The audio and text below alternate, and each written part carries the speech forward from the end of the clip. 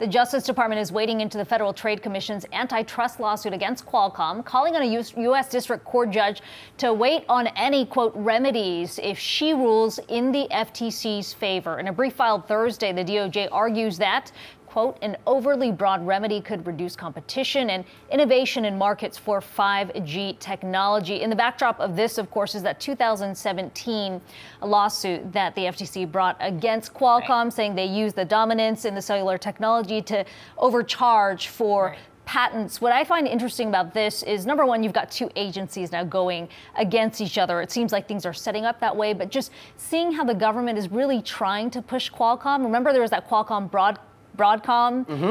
merger that never happened, and CFIUS jumped in because they were concerned Broadcom would come in and pull back on the 5G technology or investments for Qualcomm. But really, Qualcomm is the U.S. doesn't have a lot of big players in the 5G space. No. And there's a lot of concern on that front. So this seems to point to what we've heard from other analysts before, that increasingly 5G technology is a part of the national security strategy. Right. And here we've got one agency going after the other saying, hold on just a second. Once the ruling comes down, let's have a hearing period where we can discuss what those remedies will be. Well, it's interesting because this FTC lawsuit actually was making the same arguments that Apple had been making in their lawsuit, essentially against Qualcomm, but they obviously had to drop that if they were going to be able to get competitive between the two.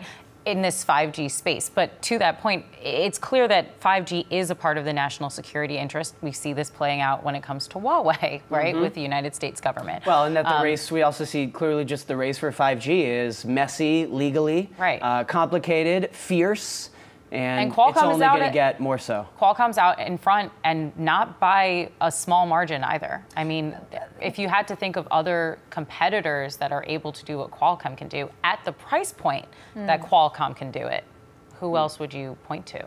Well, all the chip makers probably want in on this, right? Well, Intel doesn't, right? I mean, Intel just threw their hands up. They had to back out. They essentially said that we're not going to be doing 5G chips anymore. But, obviously the U.S. sees some weaknesses in their strategy. At this point, it's a little late, but, they don't have a competitor to Huawei. That's Nokia and Ericsson. So Qualcomm is sort of that second layer of 5G that the U.S. does believe they can compete on. And the concern right now, at least from the DOJ, is that if Qualcomm is fined as a result of this FTC lawsuit, that could eat into the investments at 5G at a really critical point when things are building out globally and they want Qualcomm to be competitive. Well, wild. We will keep watching.